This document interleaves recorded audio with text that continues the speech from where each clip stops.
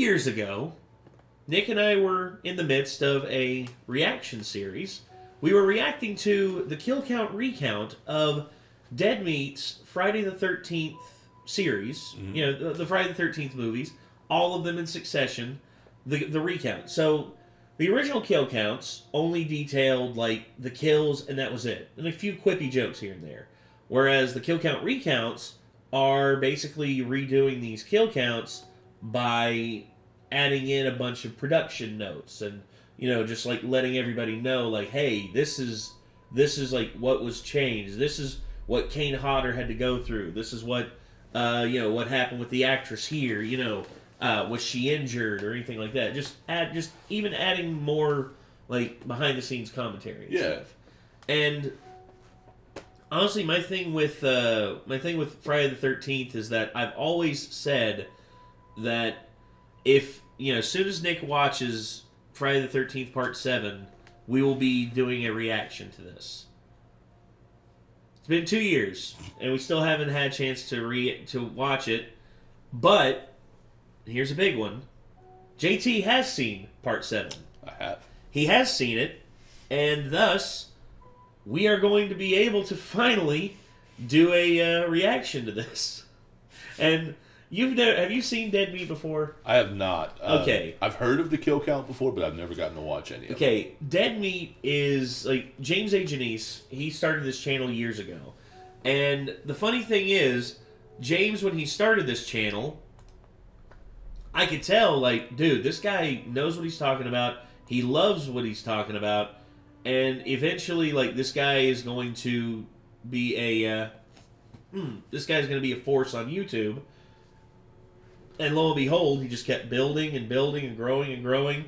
And now he's got almost 6.5 million subs. So, and here's always what blows me away.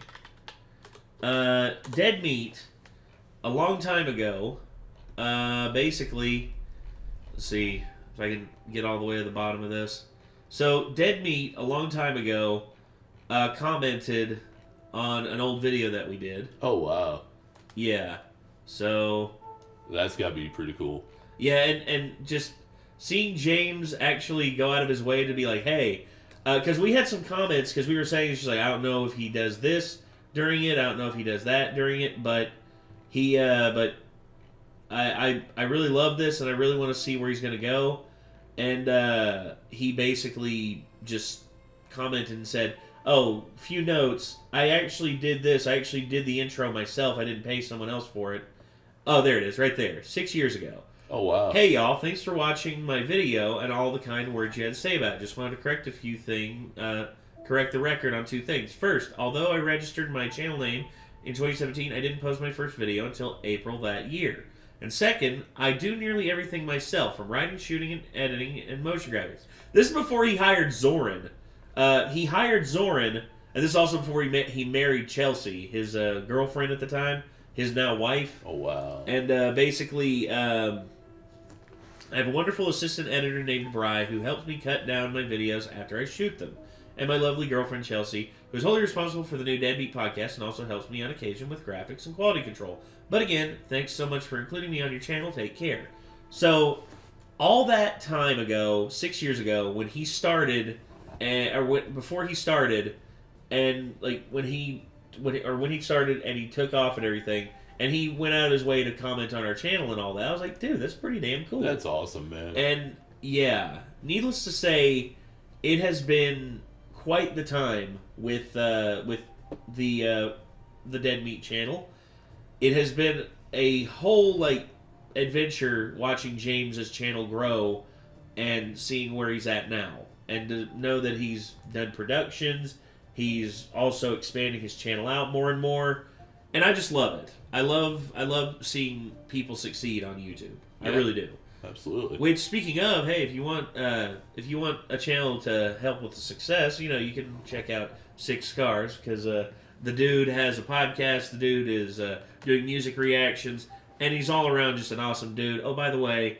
This is JT. JT is an awesome dude. He is a lead singer in a little band called Killbait Overdose that I may or may not be involved in. I mean, Yep. And we got some stuff cooking on that front. yes, we do, and we also are. We also have some other stuff happening, but we've got Renegade Records, which he participates with me on, which is our music reaction channel. Which, if you want to watch, we have I think 3 or 4 videos up right now, so feel free to check those out. It's mainly been it's been a long road to like build up to doing this, but I'm glad that we're finally able to separate everything out and like focus in areas where we can, it won't. Basically, we're fighting against YouTube's algorithm. That's the whole deal. That's the whole reason why we're doing separate. We're separating music reactions, and we're soon going to be separating anime reactions onto their own channel. It's just a whole thing, and it's frustrating as all hell to deal with this stuff. But at the end of the day, I love doing this. I love doing YouTube, and until the foreseeable future, things aren't going to change anytime soon. Yeah. And I want all of you all to know that this reaction, I wanted to do it with Nick, but Nick has, Nick's busy. Nick's doing his own thing, and I figured, what better way to introduce someone to Dead Meat than to continue on something that we should have continued a long time ago. With JT and introduce him to Dead Meat, James, and the Kill Count. So I guess we might as well just hop on into it.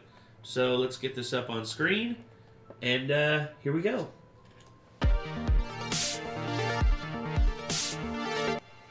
Welcome to the Kill Count, where we tally up the victims in all our favorite horror movies. I'm James A. Janice, and today we're looking at Friday the 13th Part 7, The New Blood, released in 1988. By the late 80s, the Friday franchise had grown long in the machete. Not even the effortful, creative 6th installment was enough to help Jason reclaim his title of Horror King. There was a new top dog in town, and his name was Freddy Krueger. Recognizing this, Paramount attempted a crossover between the two series, but since New Line's Nightmare sequels were taking in twice as much at the box office as Jason flicks, they didn't feel the need to come to an agreement. The plan was scrapped and wouldn't come to fruition until 15 years later. In the meantime, Dream Warriors is classic. Dude. Yeah. Oh my god. Dream Warrior, the third one, far better than the second one. Yeah. And then the fourth one, not bad as well. The fourth one wasn't bad. First is still probably. First one's easily still my favorite. Oh. Screenwriter Daryl Haney came up with the idea for a pseudo-crossover. Jason versus Carrie, or at least a Carrie-like character. A final girl with psychic powers. A telekinetic teenager!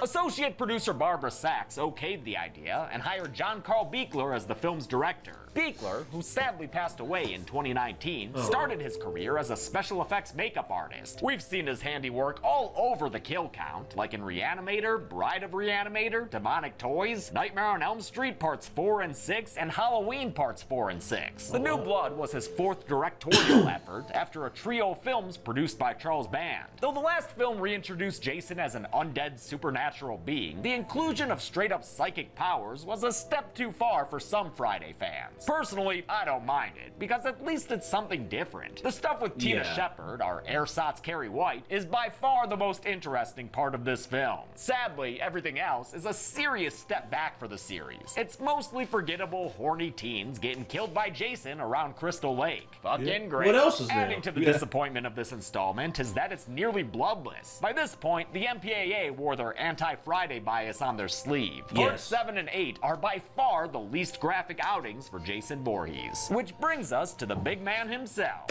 And that's one thing that bothered me about both this one and the next one, this one, A Jason Takes Manhattan, is some of the kills happen off screen, and it's just like there's some blood, but nothing compared to what was in the first 4 or 5. No. It's like, and if you're wondering why I'm saying 4 or 5, Part 5 doesn't count. Part 5 doesn't count. Part 5 doesn't count. That's not Jason. It wasn't Jason. I mean, I'd still be willing to put all these above like Jason X and Jason Goes to Hell, in my opinion. Yeah, I would too, because the quality of that. Well, here's the thing: Jason Goes to Hell is, you can definitely tell that they got the blood back for that. Oh yeah. The gore in that film is unreal. It is, but it's also very distracting. That's the one thing about it. Gore is awesome. You know, that cheese ball splatter stuff. Yeah. I love that.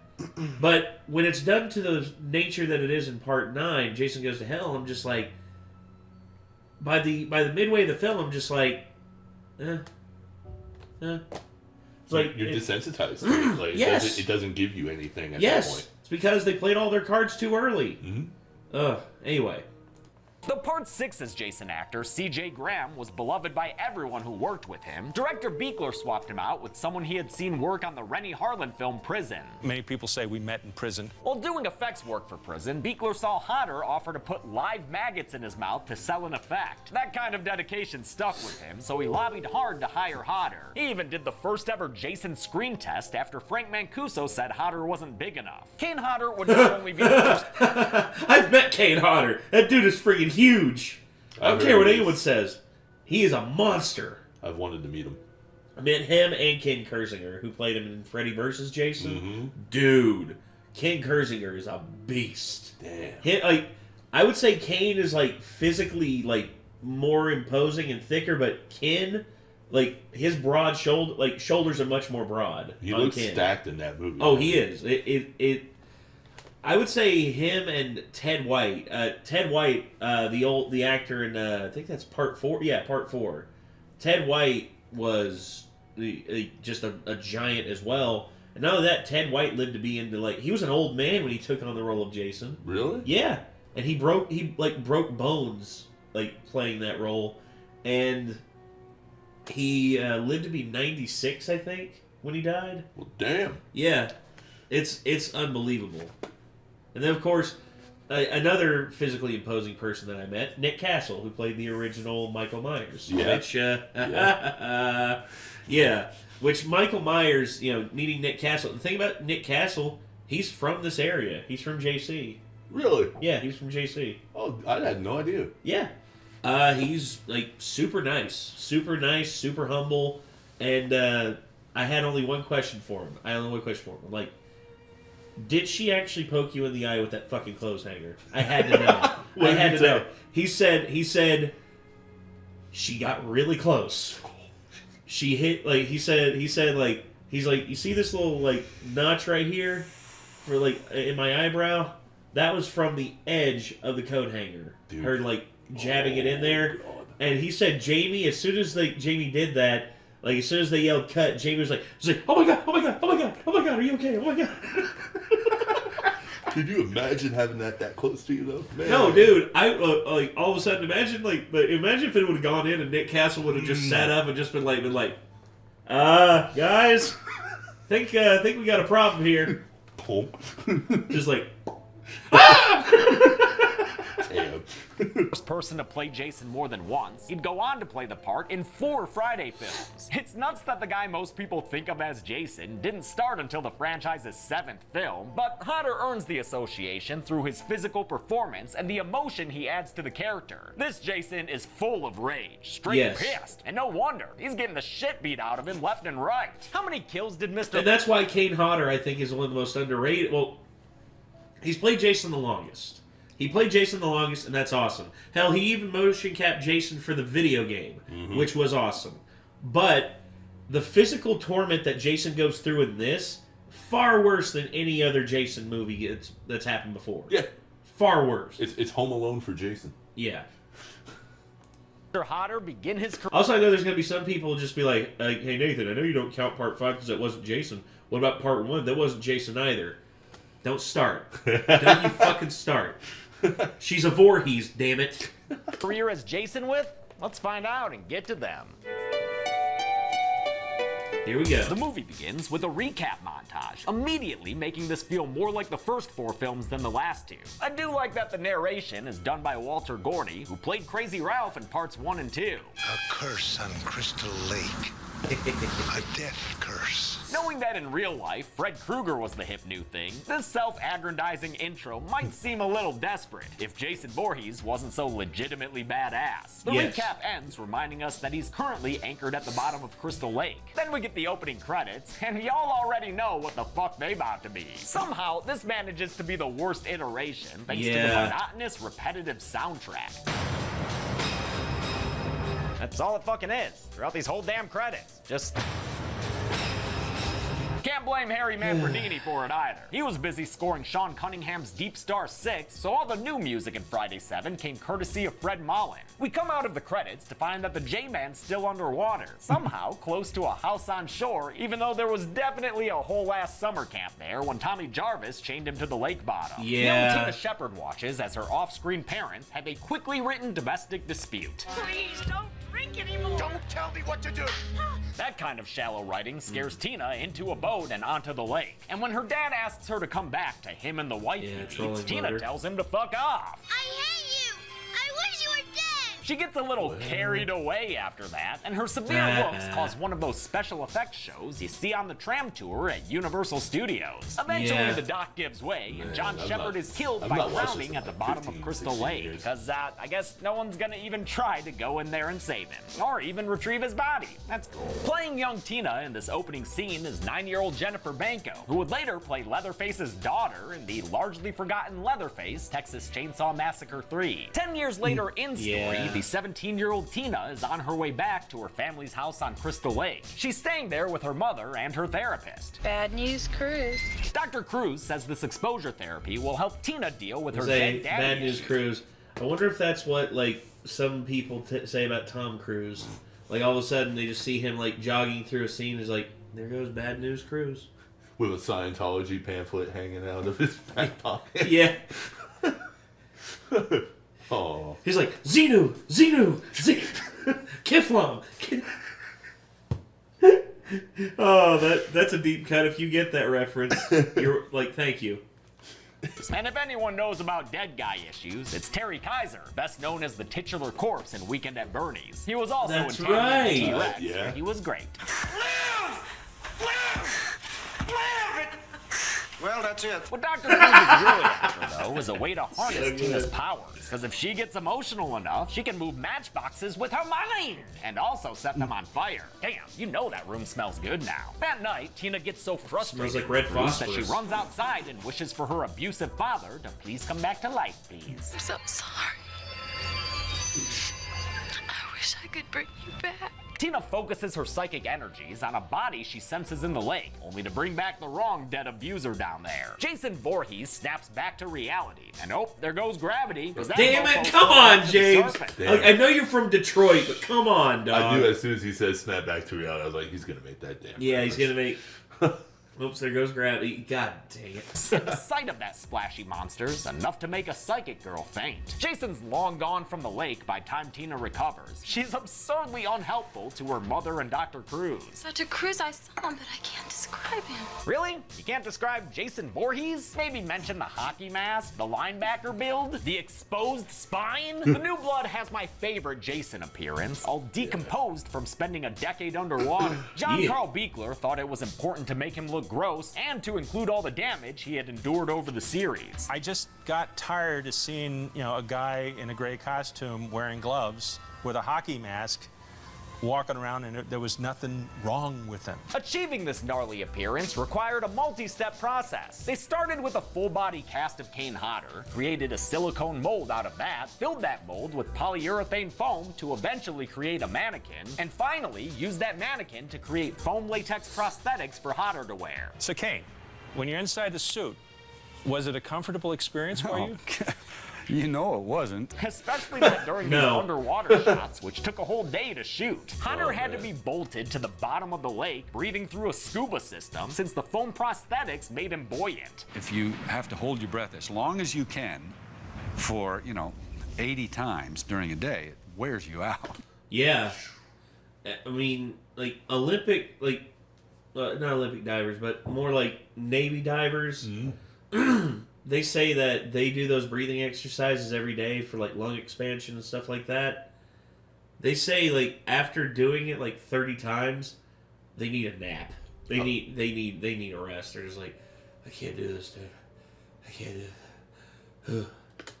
I was exhausted after that day, and all I did was sit underwater. The New Blood has one of those the final chapter situations where there are two lakeshore houses unreasonably close together. And you know damn well who's in the house next door to Tina's. A bunch of horny teens just waiting to get killed. There's also a guy named Nick, the requisite bland love interest for our final girl. Like Bill, Rick, and Rob before him, he's a brunette hunk with a monosyllabic name and largely forgettable, especially next to Tina. Beekler fought hard to cast Lar Park Lincoln, who consulted psychics as research for her role of Tina Shepard. On their advice, she kept her telekinesis face acting on the subtle side. Some actors and crew members said Lincoln was distant and off-putting, but maybe she just wanted to avoid the partying and cocaine that had returned to set. In any case, I think she does a great job as Tina and is one of the bright spots of the film. Nick's not really part of this horny friend group next door. He's the cousin of a guy named Michael who's still on his way there. Michael's played by William Butler, who would also end up in Leatherface Texas Chainsaw Massacre 3. His car breaks down. Alongside Butler, who would also end up in Leatherface Viggo Mortensen. Yep.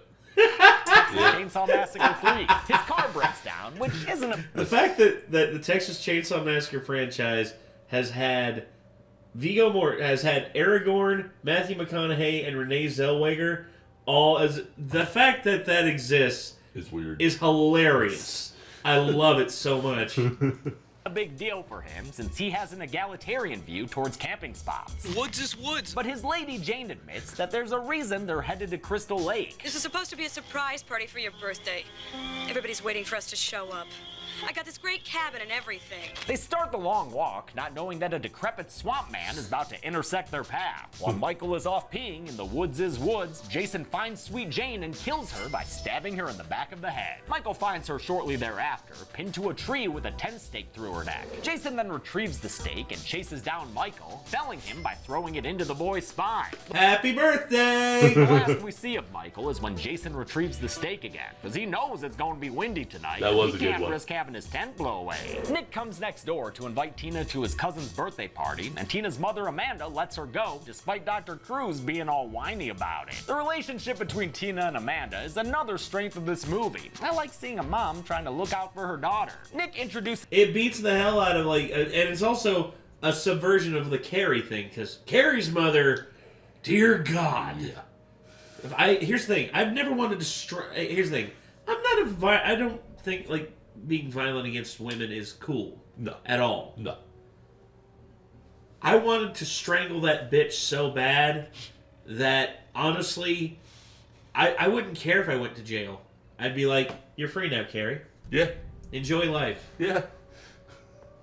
It's like, dude, a friggin' orphanage is better than where that girl was situated at. Jesus. Yeah. One of the most unlikable mothers in horror movie history. They're all gonna laugh at you. They're all gonna laugh at you. They're all gonna shut the fuck up, bitch. It's a prom. This is Tina to our future meatbags. There's a spaced-out sci-fi writer, a super stoner guy, two ladies who like him occupying opposite ends of the Madonna-whore dichotomy, and your standard horned-up couple. All of them look so late 80s it hurts. Oh, and they're not around in this first scene for some reason, but there's also one more couple here, Ben and Kate, who are having an ambiguous argument. The last lady to introduce is mean girl Melissa, played by Susan Jennifer Sullivan, who did not die of cancer in 2009, as erroneously reported in the documentary Crystal Lake Memories. Oh, Mistakes wow. happen, but that one's worth correcting here. Apparently, Ms. Sullivan has simply chosen to lead a private life nowadays. Earlier, What's wrong with that? Nothing. Nothing wrong with that. No. But being misreported that you're dead? That's bad. That ain't cool, man. Not cool at all. Melissa was shown eyeballing Nick's bod, which makes her nasty towards Tina when he brings her to the party. Tina doesn't do herself any favors when she freaks out having a vision of Michael getting killed. Also, Tina doesn't do this herself beer any breaking favors on when the she carpet. freaks out having...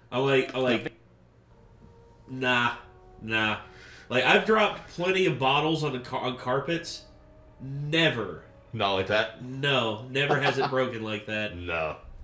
Now, you could say, well, her psychic abilities probably threw it harder and it broke. That could be an explanation. But still, it's like, That thing what the fuck was that thing made out of? Yeah. Was it made of sugar glass? vision of Michael getting killed. Girls with visions are so weird, Nick. Why don't you get with a girl lacking any kind of vision? Fun fact, that shot of Jason killing Michael in the kitchen was the first thing Kane Hodder ever filmed as the character. He says he feels like he was born to play the part. Tina finds evidence that the murder she envisioned with a tent peg was real, but when Dr. Cruz brings her and Amanda out to look at it, the evidence is gone, with only a tent stake-sized hole left behind. Now it's time for our traditional scene of randos getting killed. In this case, Dan and Judy, who had a bit more of an introduction in a deleted scene where they were shown driving past Michael and Jane. I'm on vacation. I don't want to have to deal with people. By the way, the reason all the deleted footage looks so shitty is because it's from a low-quality work print. Sadly, all the original footage was destroyed. Well, that's the thing I hate. As standard protocol for films back then, all like deleted footage or all like edited out footage for like final cuts was destroyed because of studio standards and like MPAA regulations. And the fact that that's not the case anymore, and the fact that it's easier to store footage now digitally than it was back then with like film canisters, still, dude. For me, the one that bugs me is the fact that My Bloody Valentine, the original one, you know, the one from like that one has at least 5 minutes of footage still missing that will never be seen because it was destroyed. But the parts of the film that were saved and were put back in like the director's cut version were from like the director's personal one that he held on to, and he did it like against the studio's wishes. Oh man! And because of that, the film has gotten an entire like critical reevaluation, and it seems like one of the best slashers of all time because of the fact that they were able to save the footage, even though it's grainy and it's not as well preserved because the footage itself, whenever like the director had it, it got exposed to the elements and thus it got messed up. Still though, the fact that it exists and the fact that now we know it's like there's an extra 5 minutes that the director's just like, I really wish I would have held on to that. That would have been awesome. Yes. Meaning a restored director's cut is impossible. While out getting firewood, Dan is killed by Jason with a neck snap and a fist going through his back. And since Dan had a machete, Jason's now re-equipped with his favorite murder weapon. Thanks, Dan! Jason uses that machete to cut into a tent and abduct Dan's lady Judy in her sleeping bag. Easily one of the best kills ever. Yes, and I'm so glad they put it in the game. Oh, yes, dude. Oh, anytime someone's hiding in the tent, I'm just like, is this my moment? And it's just like, kill. This is my moment.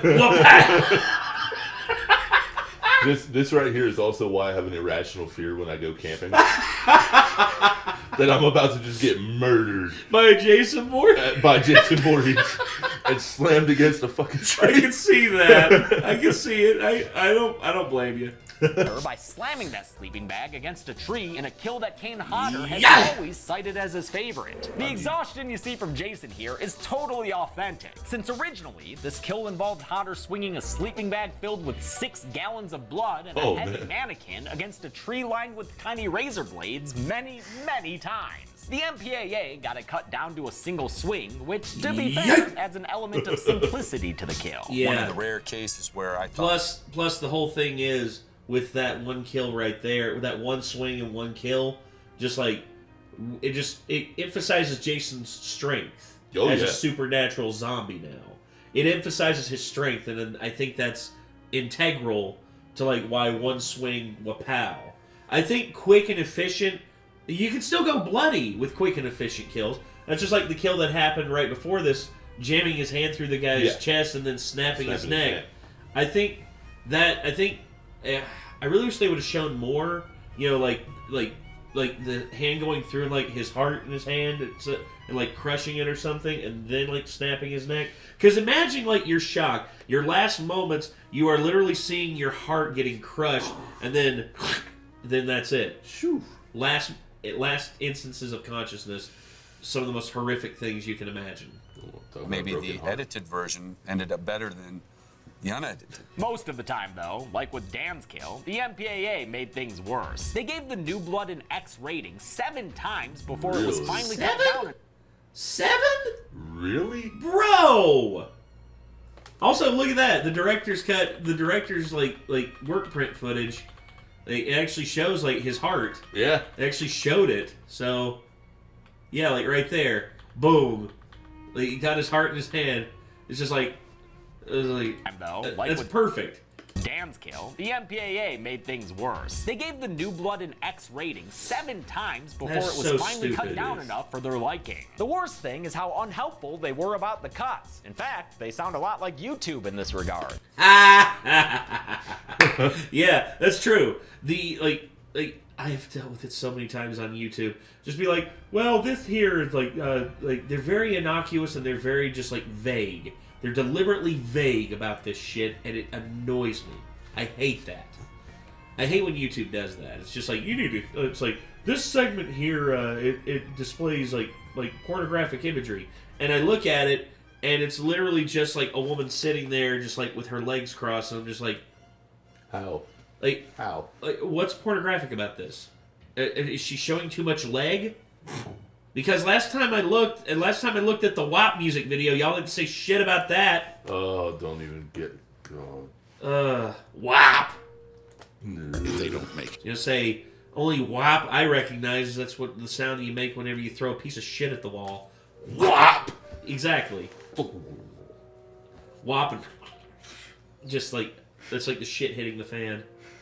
Explanations for what they do. They just say, well, no, this scene is no good. The next morning, Tina and Nick revel in their lack of chemistry. So where are you from? Where are you from?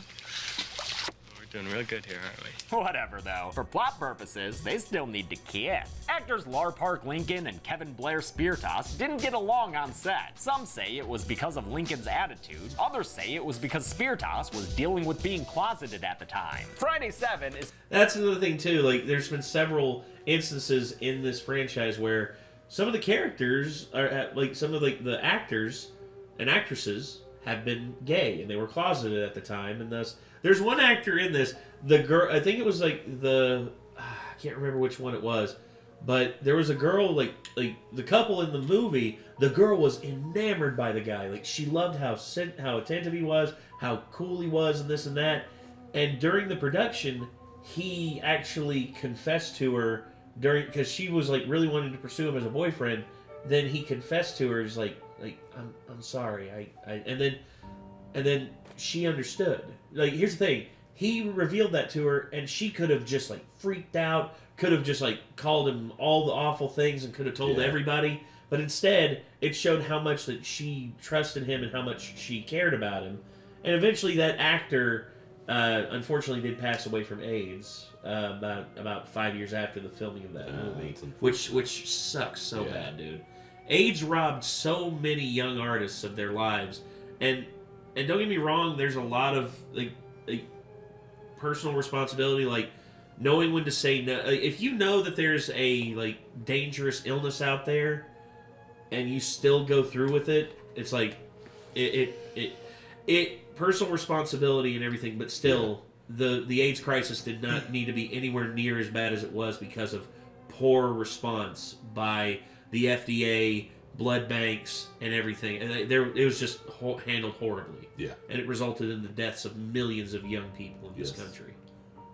Sometimes known as Fry Gay the 13th because of how many cast members were queer. Kevin Blair Speartoss, Susan Bloom, William Butler, Craig Thomas, and Jeff Bennett were all either out or have since come out as gay. Melissa bullies Tina by making fun of her having been to a mental institute, which is enough to make Tina snap. Or rather, enough for her emotional telekinesis to make Melissa's pearl necklace snap. Then Tina runs back to her mommy and cries. She wants to leave this lake entirely, and Amanda supports her decision, but Bad News Cruz threatens to put her back in the institute if she quits. Why don't you just get a mouthful of boob tube, Cruz dude? Even if they can't be graphic and bloody, Jason knows this movie needs more kills. He starts with the preppy Russell and his bubbly girlfriend Sandra. Sandra's played by Heidi Kozak, a scream queen legend in my book. I hate his haircut so much. I know, that coif makes me... That coif makes me just like... I'm waiting for Jason. I'm just like, kill, kill, kill, kill, kill. I want him just to take that side of his head just completely off. shave it down. I want him to grab him by the top of his head and scalp him. Yes, that's exactly what I want. Scalp him off and throw that like freaking horrible like douche of a haircut on the fucking fireplace. I mean, look at him. What's he wearing?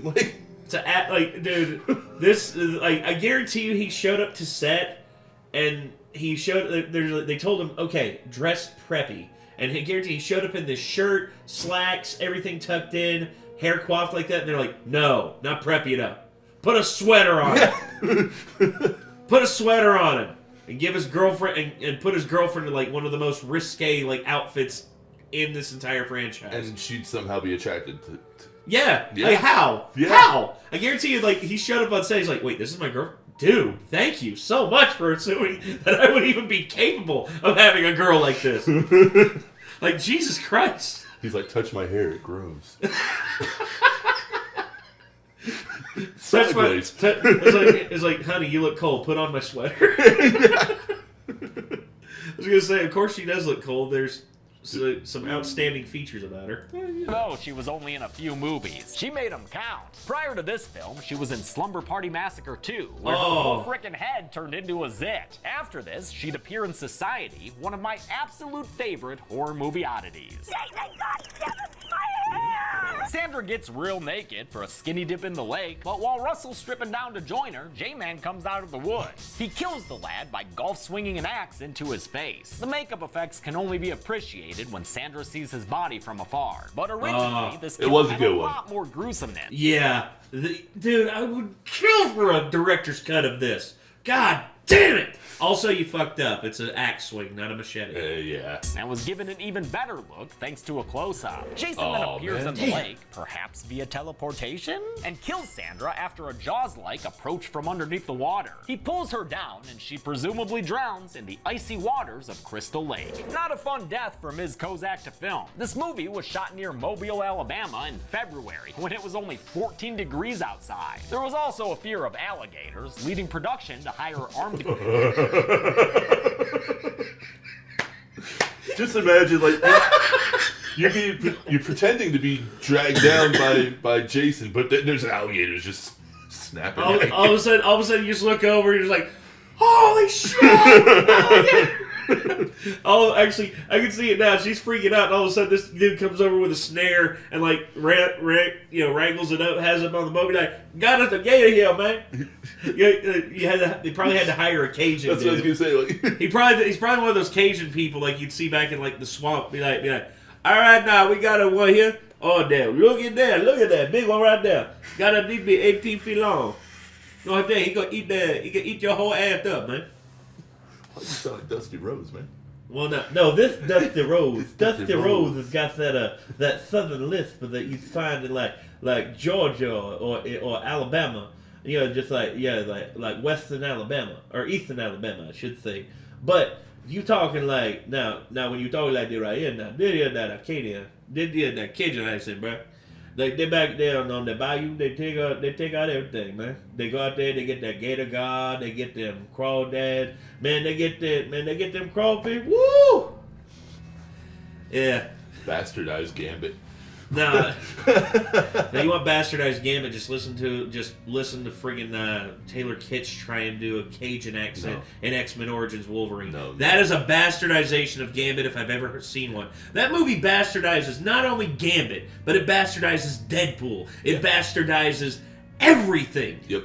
Oh, it's so bad. Yep. Easily one of the worst. Like, it's not Dark Phoenix bad, but it's still very bad. The gator wrangler, Leslie Busby. Busby later said he got paid to do nothing since gators aren't active in the winter. Dr. Cruz discovers there you go. that Tina's portending of danger might have some merit, as Amanda Shepard learns that he's been taking advantage of her daughter. Keeping Tina's trauma and stress levels high, I am confident I can induce huge psychokinetic reactions. Oh man, this dude was using your daughter as a science experiment. How's that make you feel, Amanda? You bastard. Oh, you gotta say it more like you mean it. Bastard! Yeah, there you go. Tina overhears Dr. Cruz talking. That more like scream. you mean it. I was gonna say right here, this one. It's just like when you find out that he's been cheating on you behind your back. Amanda. You bastard. Oh, you gotta say it more like you mean it. Yeah. When you stub your toe against the desk.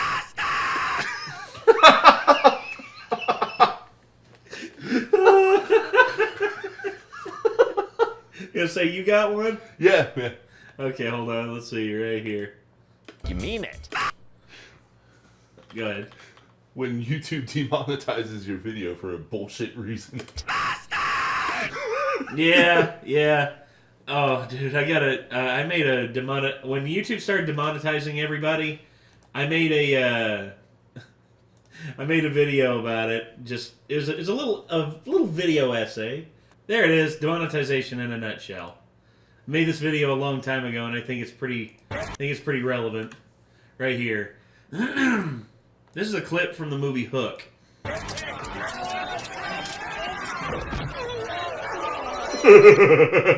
Accurate, man.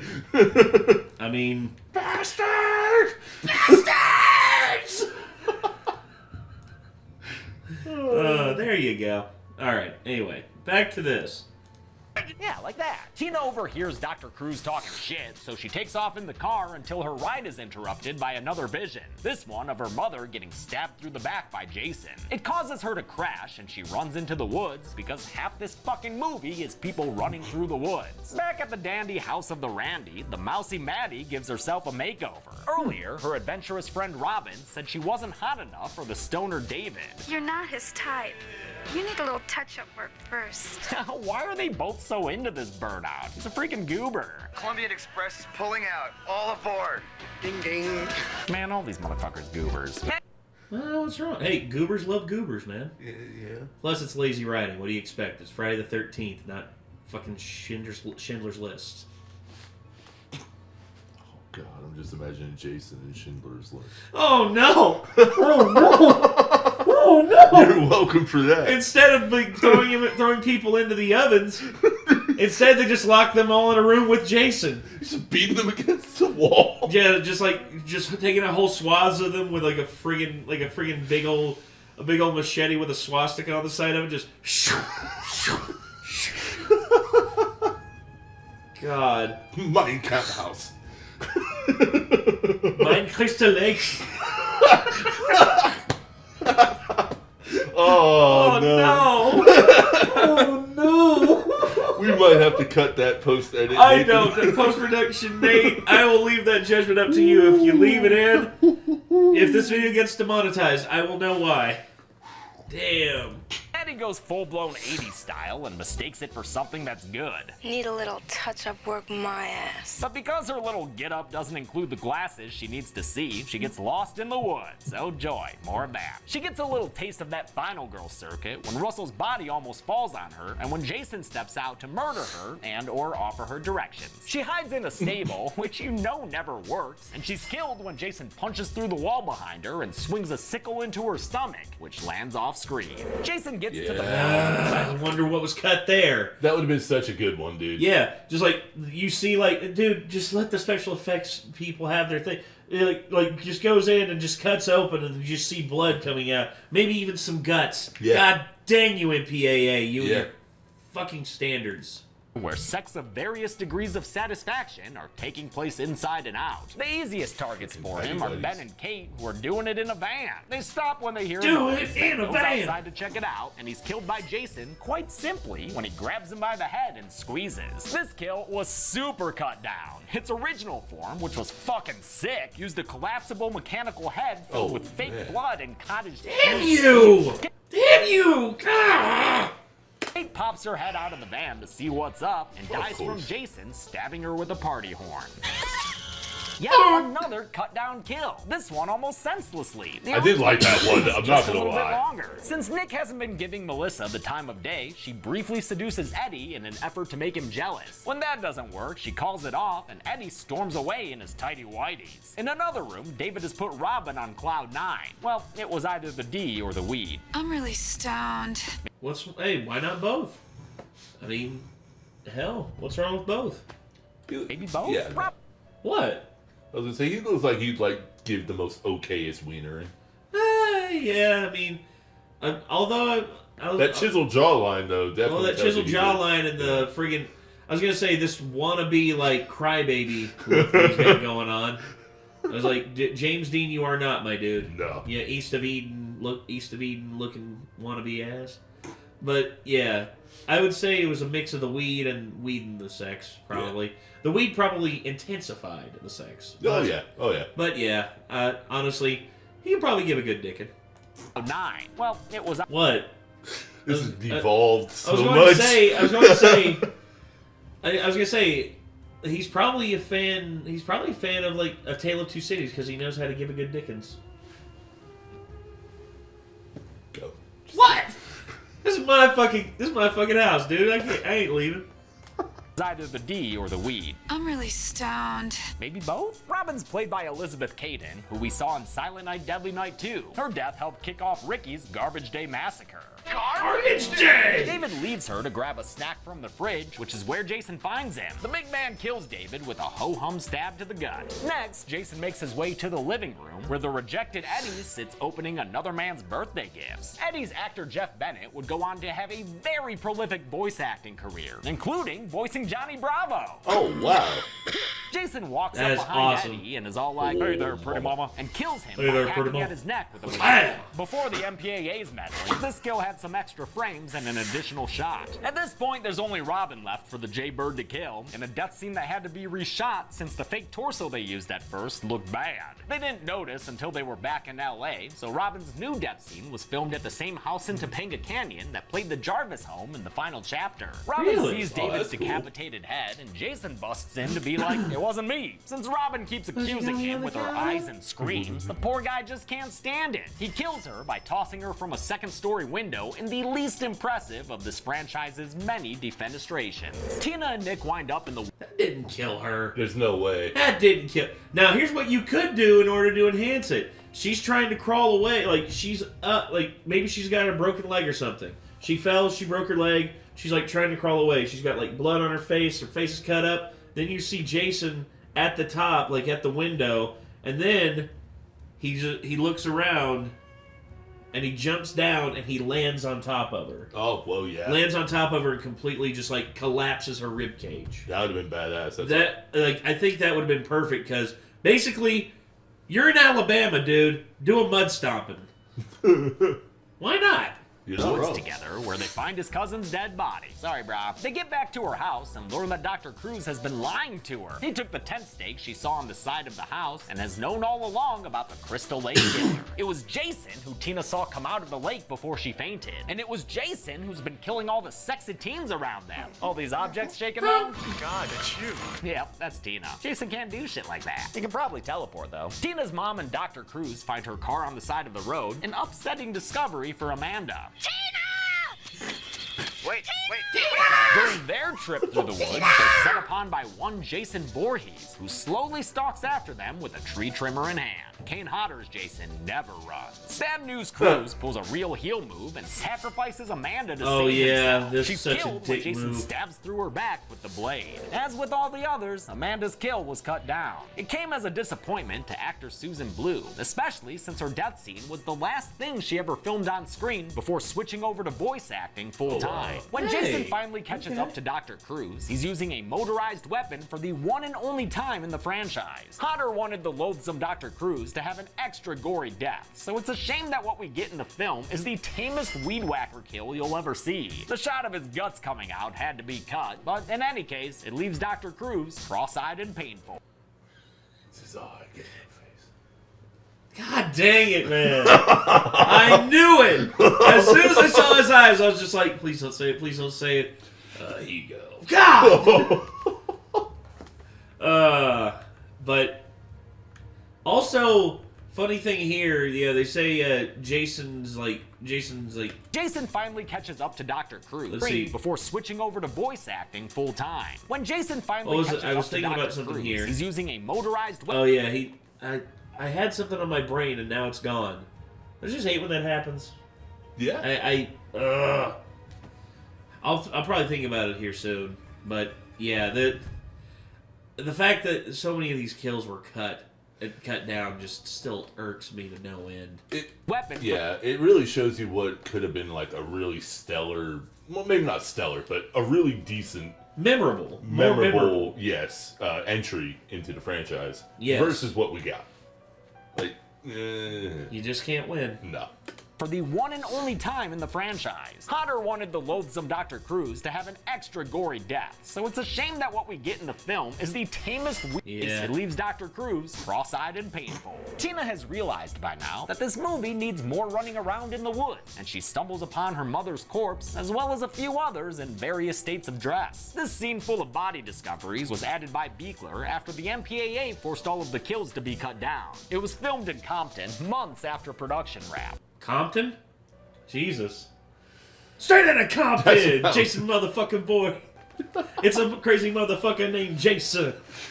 I was waiting for it. I knew it was coming.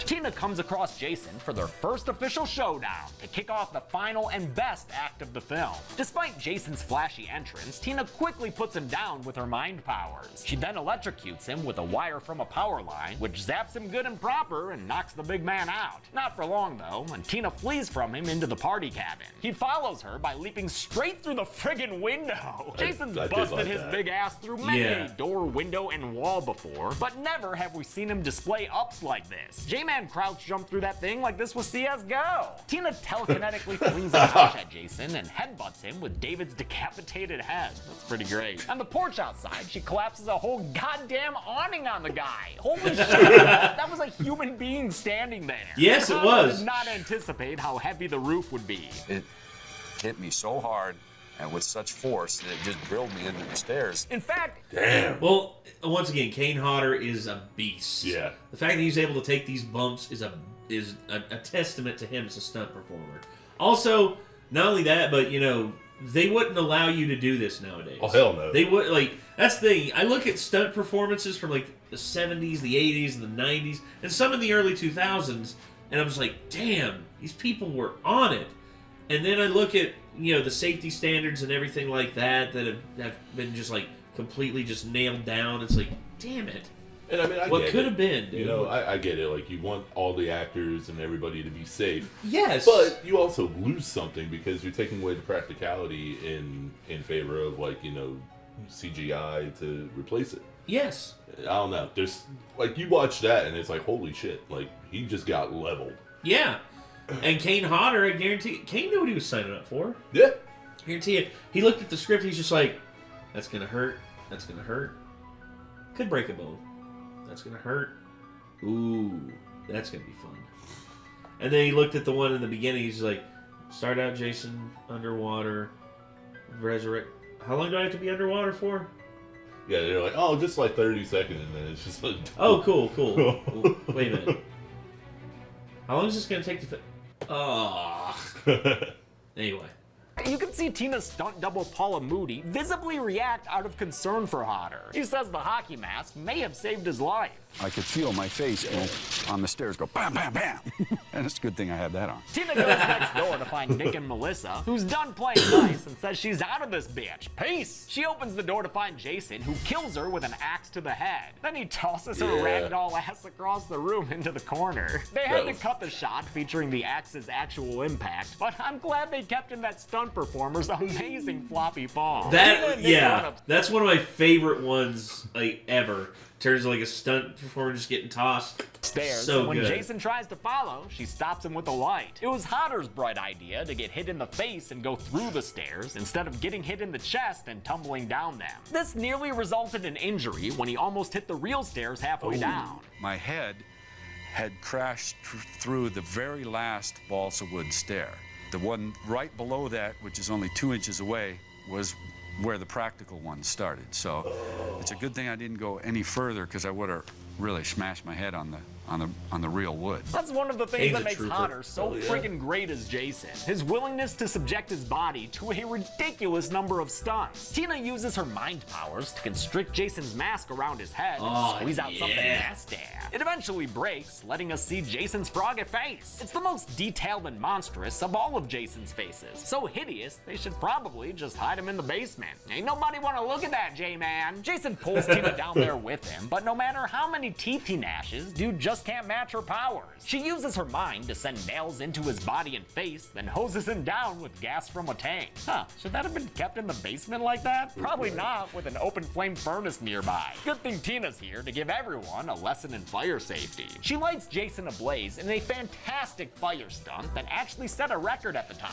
Kane Hodder was on fire for more than 40 seconds on set, an insanely long time for a human being to be on fire. This is especially impressive considering he had been seriously burned before. While demonstrating a fire stunt for a local reporter in 1977, things went wrong and he suffered burns that left him hospitalized for months and scars on his neck, torso, and hands for life. Yeah, I noticed like his neck. When I met him, I noticed like, you know, the discoloration on his neck, and I figured, you know, maybe. Well, here's the thing. I suffer from tinea versicolor. Tinea versicolor, basically, every now and again, I get these skin blotches on my arm. It's not as bad as some people. Not like Scott Jorgensen suffers from it. He's an MMA fighter, and his skin like has permanent blotches, and it's like one side of his one part of his skin is like normal shade, and the other side is like peachy white. Oh damn! And mine, it's like part of my skin goes dark. And it's mostly like around my elbows, my neck, and my chest, and like some places on my back. My sister has it worse than me, but I figured maybe he had like tinea versicolor like I do, but no. Turns out that's a skin graft. It's a skin graft from multiple surgeries to correct the burns that he suffered. Damn. I don't love this movie, but there's a reason I love Kane Hodder's Jason. He gives his full body to the role. Yes. Nick and Tina run out to the dock just in time to avoid the most kick-ass house explosion I've ever seen. Holy shit! They truly blew up an entire house in that movie. It was wild. Once again, the effect was bigger than production anticipated, and they nearly lost the footage. I'm so glad they did it. It's like it's like that scene from what is it? Tropic Thunder. Tropic Thunder. It's just like Mother Nature just pissed her pants, boys, and it's just like the cameras weren't even rolling. It's like a multi-million-dollar explosion on set today, and the cameras weren't even rolling. It's like, then you see Tom Cruise just be like, "You, punch him in the face as hard as you can, as hard as you can." All right, well, bam. That kind of fiery force is not something you see every day. The explosion's not enough to put Jason down for good, and he reappears to backhand Nick into a boat so he can focus all his energy on his final girl for this film. She's focusing her energy too, though, on bringing her dad back from the dead. And though he's been down there for a full 10 years, he's just a bit of a dirty man now. He wraps his chains around the indestructible Jason Voorhees and drags him back down into the lake. Good work, Tina. You earned a nappy nap. This lackluster ending was originally a little less stupid, with more logical, disgusting makeup effects on the character of John Shepard. But these effects were vetoed by associate producer Barbara Sachs, who was put in charge of production by Frank Mancuso Jr. He was busy with the Friday the 13th TV series I still have never seen. The movie ends the next morning in a familiar way, with Tina and Nick being driven away in an ambulance. At Mancuso's request, the scene was originally followed by one in which a fisherman was attacked by Jason. Thank Christ they cut that bit, though. No more swampy jump scares for these endings. Although, I was going to say, the first one is the best one, and that's the only one you can really do. Because once you do that, people are expecting it. People are always going to be expecting it. And you can't do it again. At the end of that film, with her on the lake, the peaceful music playing, it's like, oh, victory, and then all of a sudden just the little swamp boy coming up and just dragging her down. You can't have it any better. No. Damn. No. Bag of you! With a movie full of new blood to harvest, what were Jason's kill crops like in this film? Let's find out and get to the numbers. Oh, hey, Chell. Oh, God! Telekinetic teenager! I didn't know Chelsea was James. Oh. James. How old is Chelsea? Are we going to have a conversation, James? I'm just joking. I know it's a joke. It's a joke. I know. I'm just playing into it. I counted 16 kills in Friday 7 The New Blood, with 8 of the victims male and another 8 female. That gives us an even pie chart. One more way this movie's similar to the first 4. With a runtime of 98 minutes, that left us with a kill on average every 6.13 minutes. I'll give the golden chainsaw for coolest kill to Judy. It's not that plush, but it's memorable in its simplicity. And besides, who am I to argue with Kane Hodder himself? Dull machete for lamest kill will go to Maddie. Pretty disappointing. Yeah, I hated that one. It was either that one or the girl getting thrown out of the window. I think the reason why he didn't give it to the girl going out the window is because that still required stunt work. Yeah. Of her going flying out the window, whereas here it's just basic, just like it's like see the tool and then nothing, like and then nothing. It's like fuck. That was the problem with a lot of them in this movie, though. Was like a lot of them were just like straight stabs or just like straight through the back, and it's like a very repetitive. Type kills. Yeah. No originality. I would say another one was like, there was one that happened in, I think it was Friday Part 5. I hate that one, but where he wraps the belt around the guy's head and twists and twists it. Yeah. I thought that was so good. Yeah. I love that one so much. I can't remember if that was 5 or I can't remember, but that one, that's one of my more memorable ones. Because I remember when I saw that when on like Monster Vision, Joe Bob Briggs' Monster Vision back in the day, he had a show on TNT called Monster Vision where he literally showed some of the best horror films of all time. It was late night, and I would stay up late and watch that. I would hear Joe Bob Briggs just say, "Now we can't show you everything, but that doesn't mean I can't tell you what happened." Anyway, so here, boom, they like censor that, and he's like, all right, I ain't never letting have nobody no fun on here. But yeah, I remember my dad and I watched one, and ever since then, my dad kept calling me Joe Bob Briggs. He's like, "How you doing there, Joe Bob Briggs?" I'm like, "Don't call me that." Anyway.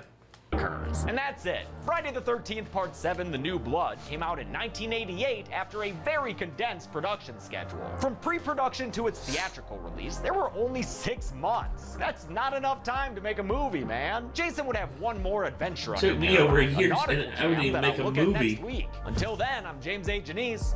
This has been The Kill Count. On the next Kill Count. I only made a short film. I didn't make a full-length film. That took over a year. Sometimes you need a getaway, a break from life, a vacation. And sometimes a vacation means taking a helicopter to the middle of the desert and sleeping with a married man at his fancy villa. Unfortunately, sometimes that married man turns out to be an asshole, with asshole friends who feel entitled to your body. You came onto me like a pussy and you're rubbing yourself against me. When that happens, there's only one thing left to do.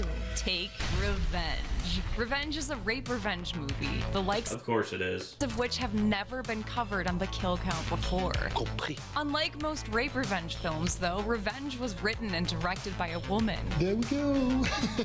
Coralie Farja weaves equal parts feminism and badassery into this stylish, action-packed tale of survival.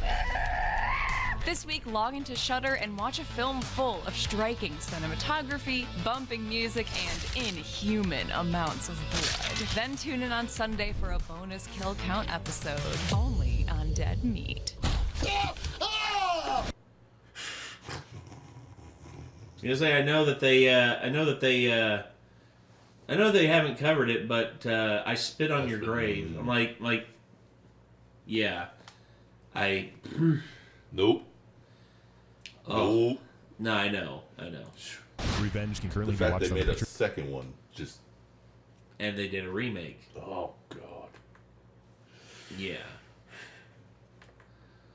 Jonathan Boisvert. Watching a film. Thanks a lot for watching this week's Kill Count. I want to thank some patrons like Jonathan Boisvert, Gio Salazar, and Connor Mitchell. We are now more than halfway through the Friday recount, so I'm sprinkling in a little one-off Kill Count as a treat. It's cool if you don't like that I'm recounting Friday, but please don't call making these videos lazy. I'm not reusing... Oh, no. No. Never. Hell no. Never.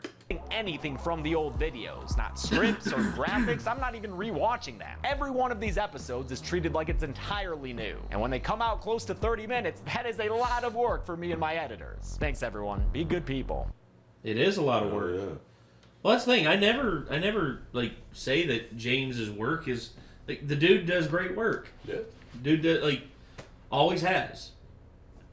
Yeah, that was my first look at anything from Dead Meat, and I mean, the quality was really high on it, and I mean, you can tell he puts a lot of effort into it. Yes. And especially on that one, because I mean, that movie did not have the greatest excitement in it. No, it didn't.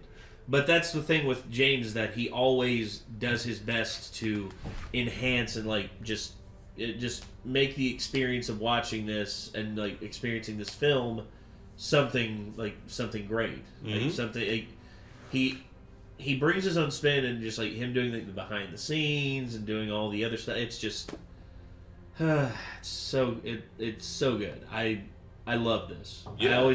I always enjoy watching kill counts because it's just it. I feel like it just does so much to know what happened behind the scenes, and even though you may not enjoy the film, maybe you'll enjoy the film more knowing what you know. That's what I was gonna say. Like, I kind of want to go back and rewatch it now, knowing what I know now about Kane Hodder and what he went through. Oh man. I mean, my God, dude. The guy's a monster. The guy's an absolute freak of nature.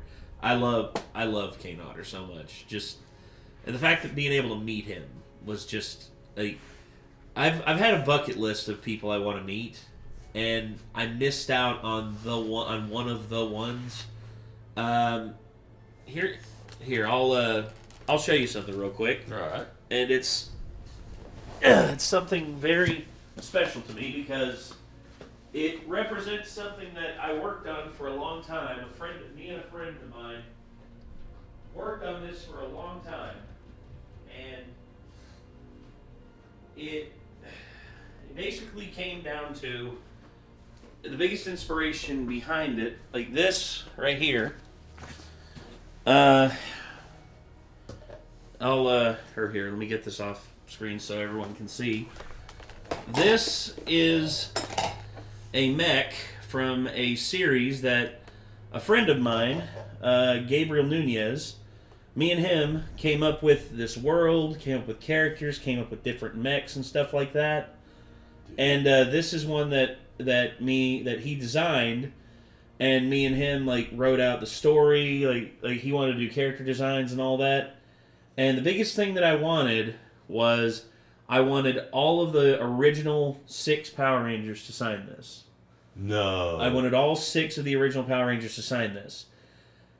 And while I know that, well, here's the thing. I know that Tui Trang, at the time, it's impossible because Tui Trang, she died in 2001. So, hey, if I could get the 5 remaining ones, maybe it could happen.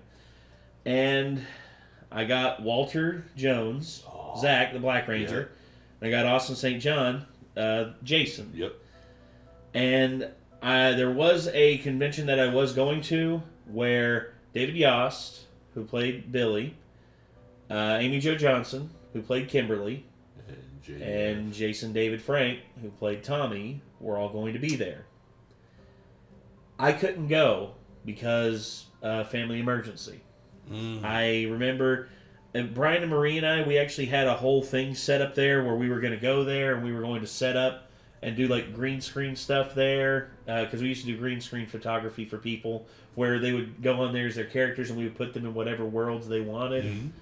And it worked so good, and we were going to do that, and I was so excited to do it. And then I remembered when everything fell through, and I said to myself, you know, you missed out this time, but you'll get them another time.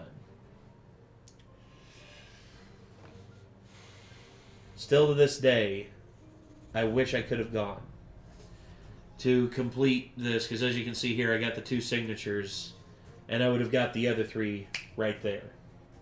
I would have got the other 3, and that would have been that. And the biggest inspiration behind this series was Power Rangers. Yeah. And it was also at the one where I met Walter Jones and Asa St. John, where I met Kane Hodder and Ken Kersinger. Man. They were actually there, and the two Jasons were next to each other. And I was just like, 1, 2. Both of them stood up. Both of them so like super nice, so super cool. And you know, like I'm a nerd. All right, I love Friday the 13th movies, and I love Power Rangers. Mm-hmm. And you know, this was a special moment for me, and I love moments like that, and I want to have more moments like that.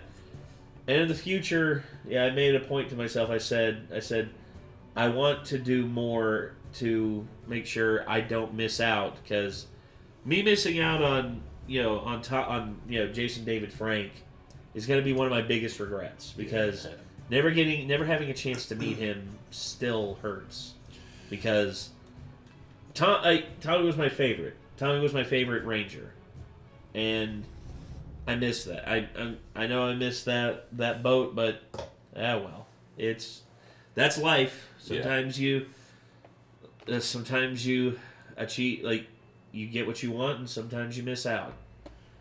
But you know, I learned to not get upset about stuff like that, and instead just enjoy the fact that don't cry because they're gone. Cry because they were here and because it happened. Yeah. Smile because it happened.